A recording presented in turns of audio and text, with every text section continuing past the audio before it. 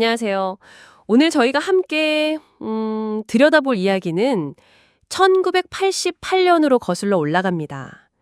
당시에 마이크로소프트 정말 거대 기업이었잖아요. 네, 그렇죠.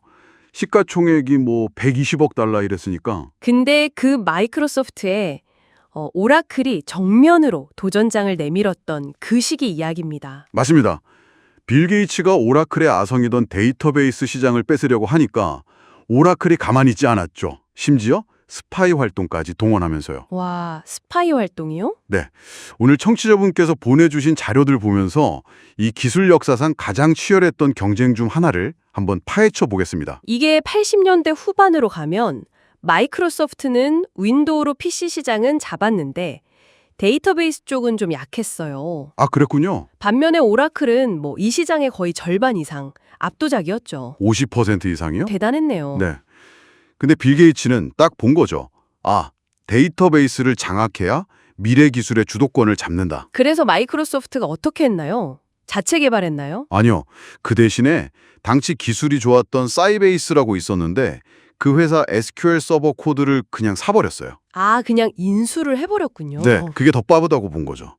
그래서 1993년까지 돈을 1억 달러 이상 쏟아부으면서 이걸로 오라클 킬러를 만들겠다. 이렇게 나선 겁니다. 1억 달러? 와, 이게 단순 제품 경쟁이 아니었네요, 정말. 그럼요. 데이터베이스라는 게 사실 기업 컴퓨팅의 거의 심장이잖아요. 이걸 뺏기면 안 되니까. 그럼 오라클은 가만히 있었나요? 레리 앨리슨이 가만히 있을 리가 없을 것 같은데요? 당연히 아니죠. 레리 앨리슨도 바로 반격에 나섰습니다. PLSQL 같은 오라클만의 강력한 새 기능들을 막 내놓고요. 아, 기술로 일단 차별화를 하고. 네, 고객들이 오라클에도 묶이게 만드는 거죠.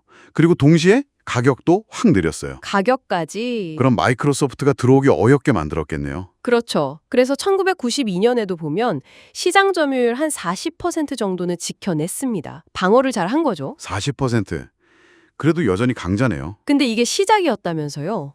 경쟁이 점점 더 좀 네, 이게 점점 더 치열해지고 나중에 뭐랄까 거의 개인적인 감정 싸움처럼 번지기도 했어요. 감정 싸움이요? 특히 오라클이 사설 탐정을 고용해서 마이크로소프트 관련 단체 쓰레기통까지 뒤졌다는 게 알려졌을 때 네, 쓰레기통이요. 와, 그건 좀 선 넘은 거 아닌가요? 그렇죠. 업계 전체가 충격받았죠.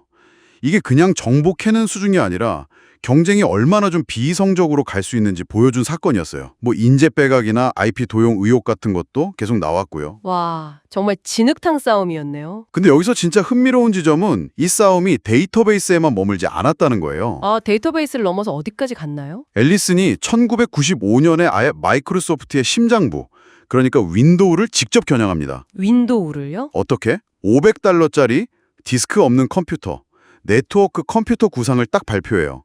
서버에 연결해서 쓰는 거죠. 윈도우 없이. 와, 500달러 네트워크 컴퓨터.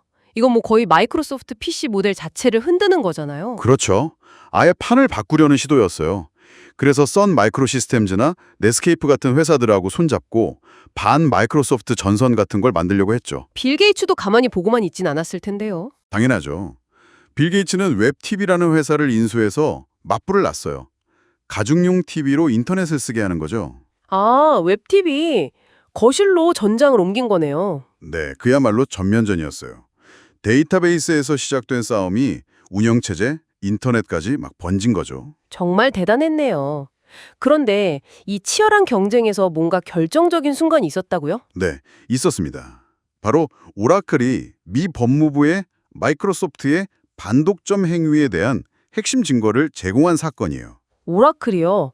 법무부에? 네, 이게 결국 미국 정부가 마이크로소프트를 상대로 제기했던 그 유명한 반독점 소송 있잖아요. 거기에 꽤 큰 영향을 미쳤습니다. 마이크로소프트한테는 정말 큰 타격이었죠. 와, 경쟁하다 못해 법정 싸움으로까지 끌고 간 거네요? 그렇죠. 그런데 시간이 흘러서 이제 클라우드 컴퓨팅 시대가 왔잖아요. 네, 세상이 또 완전히 바뀌었죠. 마이크로소프트는 애저로 정말 성공적으로 클라우드 전환을 했어요. 강자가 됐죠. 그렇죠. 애저 정말 크죠. 근데 오라클은 처음엔 클라우드에 대해 엄청 회의적이었어요. 아, 오라클은 좀 늦었나요? 내리 앨리슨이 2008년에 클라우드는 완전한 헛소리다. 이런 말까지 했었으니까요. 헛소리요? 아니, 그렇게 말했던 사람이 네. 그랬는데 정말 놀랍게도 2019년에요.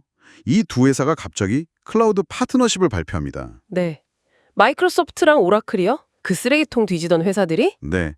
오라클 데이터베이스의 애저라고 해서 오라클 데이터베이스를 마이크로소프트 애저 클라우드 위에서 바로 돌릴 수 있게 한 거예요. 와, 이건 정말 상상도 못했겠는데요. 업계 반응이 어땠나요? 다들 깜짝 놀랐죠. 수십 년간 서로 그렇게 으르렁대던 회사들이 갑자기 손을 잡으니까요. 클라우드를 헛소리라고 했던 앨리슨이 그런 결정을 내렸다는 게 참 극적이네요. 그러니까요. 서로 뭐 스파이까지 고용했던 회사들이잖아요. 그런 회사들이 악수를 한 거죠. 이게 어떻게 가능했던 걸까요? 핵심은 역시 클라우드인 것 같아요. 클라우드가 기존의 경쟁 판도를 완전히 바꿔버린 거죠. 아, 게임의 법칙이 바뀐 거군요. 네. 예전에는 서로 시장 뺏는 제로섬 게임이었는데 클라우드 환경에서는 오라클의 강점인 데이터베이스랑 마이크로소프트의 강점인 클라우드 인프라가 합쳐지면 오히려 고객한테 더 좋은 가치를 줄 수 있게 된 거예요. 아, 서로 싸우는 것보다 협력하는 게 더 이득이 되는 상황이 된 거네요. 그렇죠. 적대적인 관계에서 상호 보완적인 생태계를 만드는 관계로 뭐랄까 패러다임이 바뀐 거죠.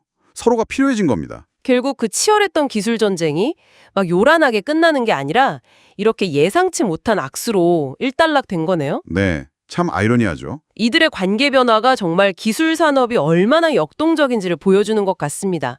자, 그렇다면 청취자 여러분께서는 이들의 치열했던 경쟁과 또 예상 밖의 협력을 보시면서 어떤 생각을 하셨나요?